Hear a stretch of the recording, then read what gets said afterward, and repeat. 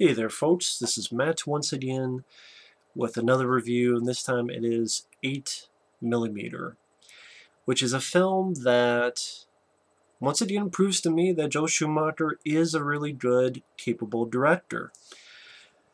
Yeah, I know the guy did Batman and Robin. I know it sucks big, hard, bat nipples.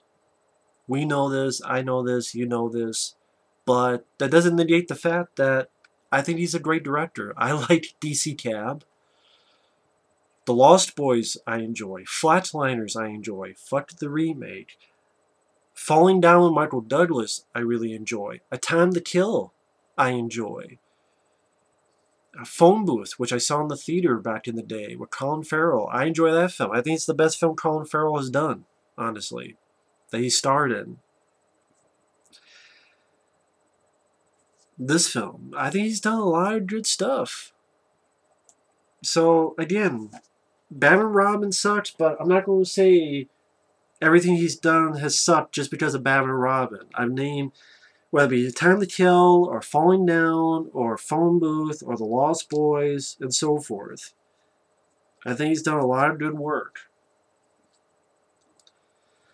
And have I liked everything he's done? No, not Batman and Robin. I think he did a film with Chris Rock called Bad Company, which I thought was a really lame piece of shit. But then he's done films like this.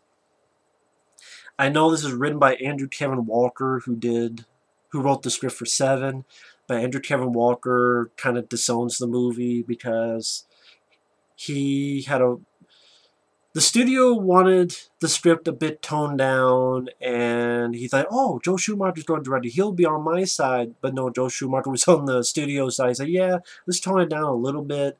And Andrew Kevin Walker got pissed with that, and him and Joe Schumacher went their separate ways, and again, the writer sort of disowns the film. And I could kind of see, because some people would say the film maybe plays a little bit safe considering the subject material. On the flip side, I like the movie that is here. So I don't know, maybe that was for the better, because if you go more towards that, maybe it'd be more like a Serbian film, which that movie's a true piece of shit. And this film is a masterpiece compared to a Serbian film. That movie can suck my dick. This movie, I think, is a sincerely good film. Nicolas Cage is one of his more underrated flicks. And the plot of the film, it's a really good plot. It's Nick Cage is a private investigator. You have this old woman whose husband has died, and she was able to get into her husband's safe, and she found this 8mm film and shows it to Nick Cage, and it seems like it's a girl being killed on film, aka a snuff film. And she wants to know that this atrocity is false, or was she really murdered? And so it's an investigation into the world of snuff films. And Nick Cage's character, who has a wife and a baby girl, he sort of falls into this dark, depraved world of pornography and S&M and, you know, the world of snuff, which is an urban myth, but what if it's not an urban myth? And I thought it was just a well-directed movie. It's 2 hours long, but I didn't really feel bored at all with it. I thought Nick Cage did a good job. And the last finale, there's a couple moments where it's a little bit of hammy. Like there's a moment when one of his final moments with his wife when he's crying, a little bit over the top. I mean, granted, when we're crying, anyone could say we're over the top when crying. Just when you're crying, you go balls out. But at the same time, it just felt a little bit, just still a little bit over the top. Maybe it would have been more effective if it was more sort of a silent crying, or if it was done with no sound, and then you just hear him say the word "save me," and then you see him crying more, and this like the sun comes out. I don't know. spitting bullets here.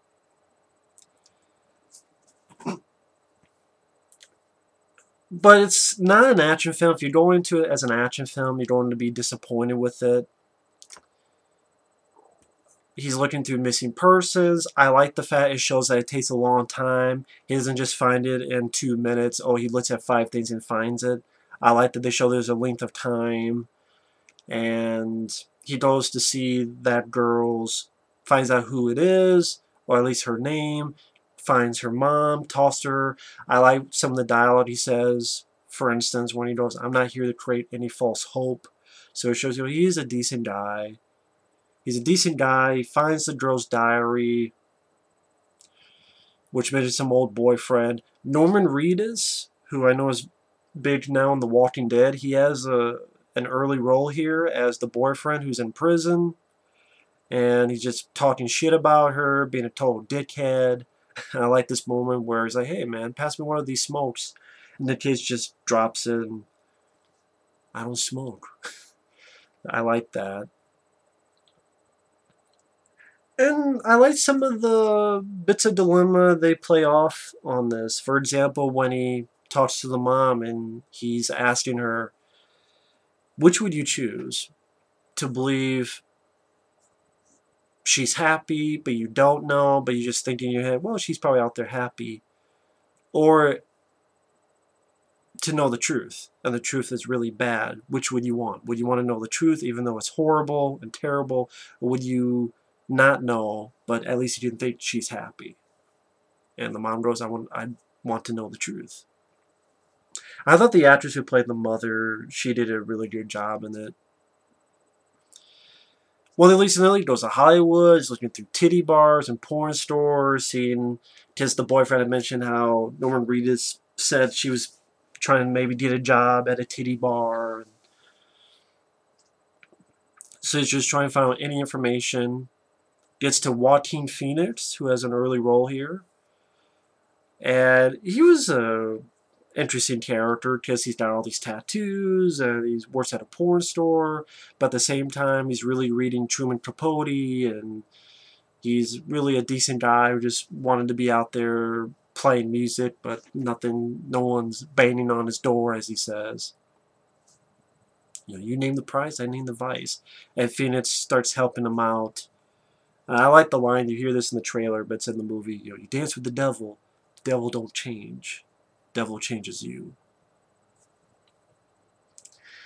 And again, I think maybe some people don't like this. Like I said before, and Andrew Kevin Walker got mad about it, that maybe they feel it played it too safe, concerning it's the world of pornography and snuff films. I guess maybe people want a more edgier and a more harder, no pun intended, movie. And I don't know. I don't know if that would have made the film better. Maybe I could see people saying, oh, I should have took more of a risk. But then I'm thinking, well, I'm trying to imagine in my head, what would that be? Would it be a downbeat ending? I don't want to see a downbeat ending. Would that be more sex and more, rape? Nah, I don't really want to see that. So it's like, what would that be? And then I'm like, well, I do like the movie we have, so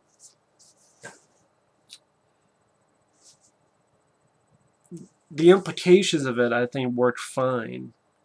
I know it's not the exact same movie, but there's a movie before this called Hardcore where it was George C. Scott looking for his daughter, but then he finds that his daughter went into the porn industry. So I haven't seen the film. I've seen the image of George C. Scott in the movie theater. And earlier in the film, you almost have a scene like that where when Nick Cage is watching the 8mm. And those are two things people use a lot when it's like a really bad trailer, and they'll like put those scenes in the midst of, Jack and Jill with Adam Sandler or something of that nature, which is pretty funny. So maybe it plays it safe, but the more I think about it, I think when I first saw it, I kind of felt the same way. But watching it again, I like how it plays out. I like how it plays out. I really don't know how else to explain it other than that. Because I like the actors involved, Peter Stormare, James Gandolfini, as some of the people who you find out worked on that film, that snuff film. James Gandolfini, great actor, may he rest in peace. Just plays a real scumbag in this. And Peter Stormare, he's always interesting in roles. Here he's like a director named Velvet. And I think it's more about an investigation. You know, going through underground shops and little bits that I don't want to say subtle, but because it's not so in your face, maybe it's a little bit creepier this way. Like when he goes by a shop and you just see this thing that says kids, like written in marker. As you can put two and two together, and that's a bit creepy. You see in Cage's face, he's of course a bit creeped out by it, among other stuff. Or there's a scene where he looks, he sees people enjoying themselves in a crowd. Not blatant, not in your face, but it's like, okay, I get the gist of it, and you know, I can put two and two together myself. You know, buying films that you think are snuff films, but then he sees two films in a row and they're the same girl, so they're fakes. I also liked a little bit of the friendship that bonds between Cage and Joaquin Phoenix. Even Phoenix admits, hey, I don't buy it, I don't endorse it, I just point the way. And one thing leads to another, taps some phones, finds out about James Gandolfini and what's going on with him. This director named Velvet, Peter Stormare, he's having a lot of fun with his role. You know, he's like, let me put my thinking cap on. And Nick Cage, even though he's delving deeper, he's not a total asshole. There's even a point where he tells Joaquin Phoenix to leave. He says, you know what? I don't want you involved more with this. How about you leave? You know, I'll call you in California. And Phoenix like, yeah, right. No, I'm not. I mean it. So it shows that Nick Cage here is still a decent guy. And Joaquin Phoenix seems like a decent guy. That's why, you know, afterward it's even more sad. And of course, I'm going to get more into spoilers, so if you haven't seen the film, I'm really going to get into spoilers starting now. All I can say is, considering it's a 2-hour movie, I thought it was well directed, it was well photographed. The music is kind of weird, almost like a, I don't know what you call the music. Just a weird.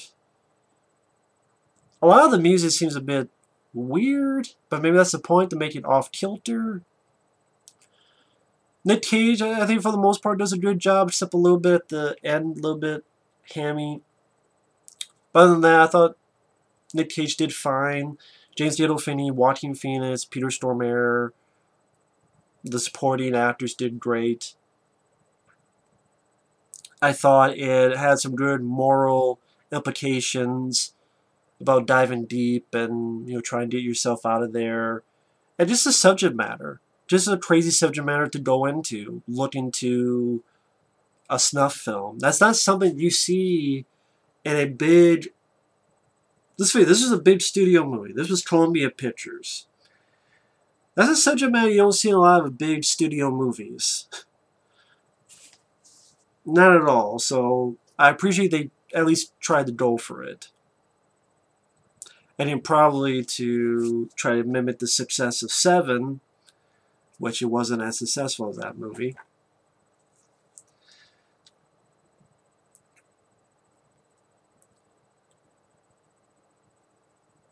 But I still think it's a damn good film.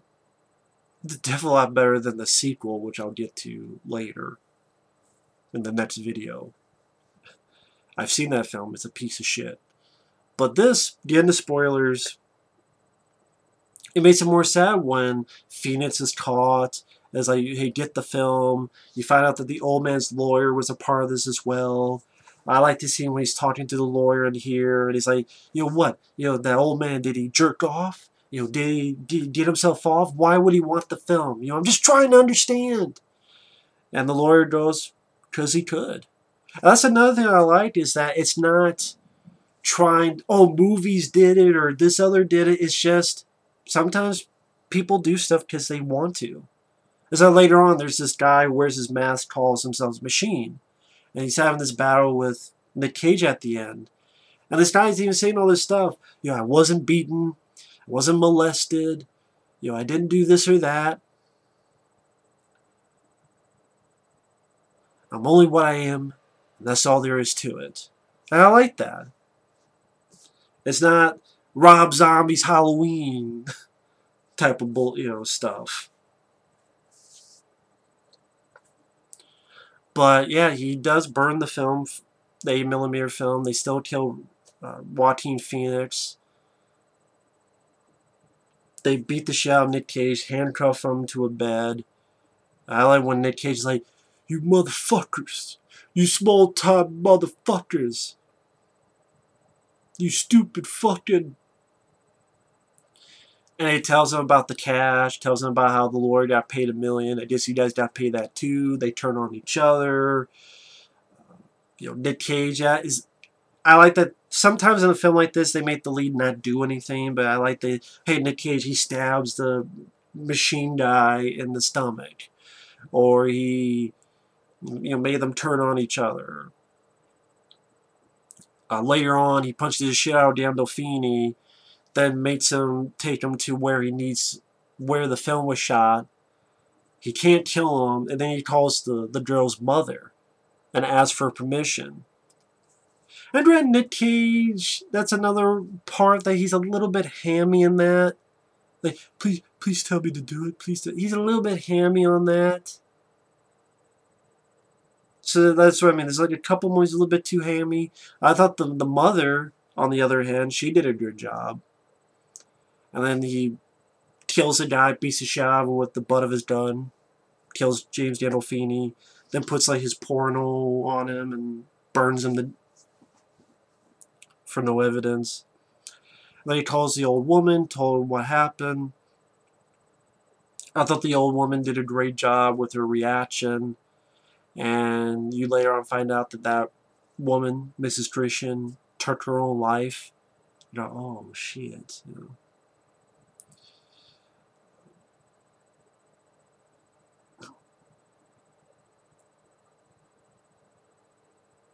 Finds out where the last guy's at. Goes to his place. They have a scuffle.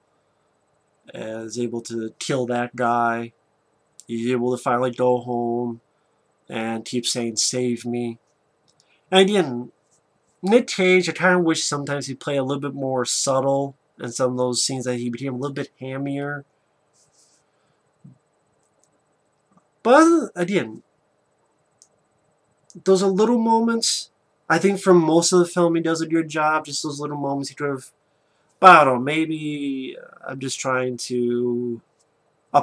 Maybe it's like I'm trying to apologize for it, or trying to ignore it just because I enjoy the rest of the film. So those little nitpicks I'll get over. I'll overlook more so than another person would. But I like at the last shot, he gets a nice letter from the mom of that daughter, and he has a nice smile with his wife, and the movie ends. And I thought it was just a good, competent thriller. Subject material was interesting choice to base a story on. Nick Cage, for the most part, I thought did a good job. The supporting cast were solid. The movie went at a good pace, considering it was 2 hours. I enjoyed the investigation angle of it. Joaquin Phoenix, I think, did a good job. I thought it was a well-photographed movie.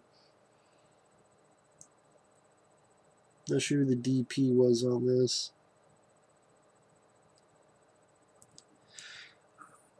I like the moral implications of going deep into this world and trying to get out of it. Granted, some people may say the film plays a bit too safe,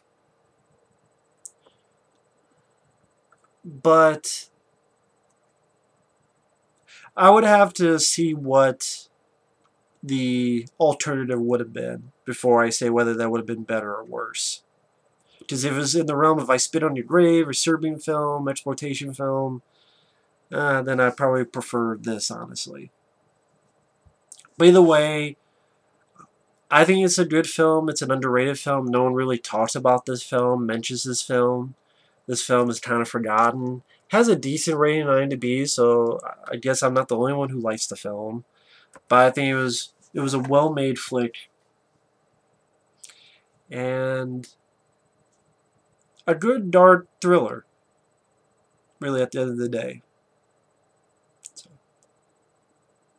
thanks for watching. Take care. I like the way the story was told. I like where the story led to. I was satisfied with the ending of the film. So I think that's why I enjoyed this film a lot. I thought it was, for the subject matter it was saying, I thought it was a well-told story. You know, it's weird saying the adventure, but the journey that it took me on, I was satisfied with. So that's my thoughts on 8mm. Thanks for watching. Take care.